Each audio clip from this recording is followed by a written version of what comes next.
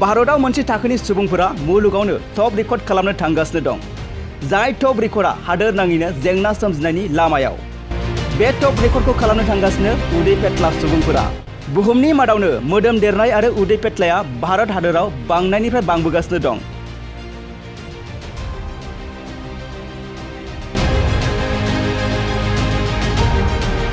जेराव मुलुगनि मादावनो उदै पेटला सुबुङा भारत हादोराव बांसिन जानो थांगासिनो दं।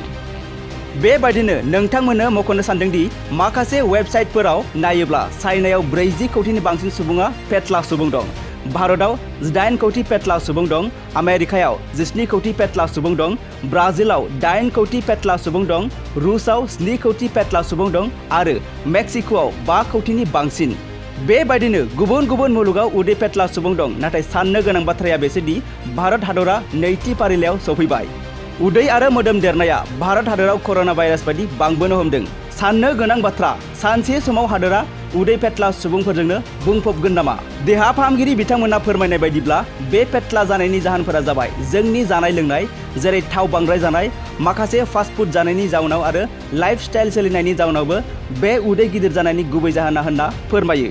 मख'जाथावदि जोंनि भारत हादराव उन्दै उन्दै बैसोआवनो उदै पेटला जानो हमबोदों आरो बेखौ हादराव मोनसे गिदिर साननो गोनां जानानै फैदों, जेराव पेटला सुबुंनि अनजिमाया सिमा गैयै बांबोनो हमदों।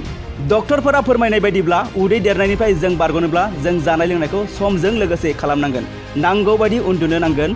खमसे खम 1 घन्टा गावनि देहानि थाखाय सम होनानै एक्सारसाइज खालामनांगौ आरो ओंख्रिफोरखौ नायनानै जानांगोन। नाथाय गोदै एबा सिनिफोरखौ बाहायनायनिफ्राय जानगाराव थानांगोन।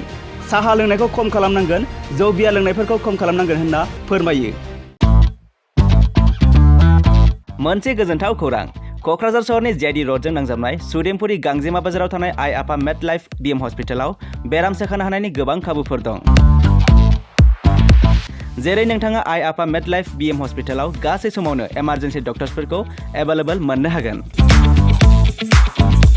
आरो बेयाव medical laboratory, pharmacy, paediatrics, medicine, gynaecology, radiologist, surgery, dental, cardiology, gastroenterology, urology, dental X-ray, play area, X-ray, sonography, OT, थामहिनबा अपारेटिं थियेटार, आइसिइउ आरो एनआइसिइउ, पिआइसिइउफोरनि डक्टरफोरा एभेलेबल दं।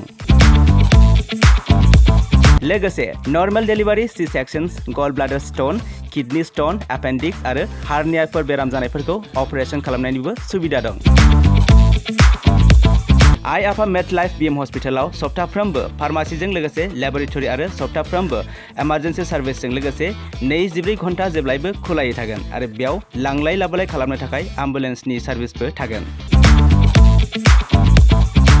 बेनिखायनो ओनसोलनि सुबुंफोरा बेराम आजारफोरजों भुगिनानै दंब्ला क'क्राझार सहरनि आइ आफा मेडलाइफ बिएम हस्पिटालाव फाहामथाय लाफैनो हागोन। लोगोसे नोंथाङा 9101 655 430 एबा 8822 688 026 बे जानबुं नम्बरनि गेजेरजों थोंजों कल खालामना आबुङै खौरां लाहरनो हागोन।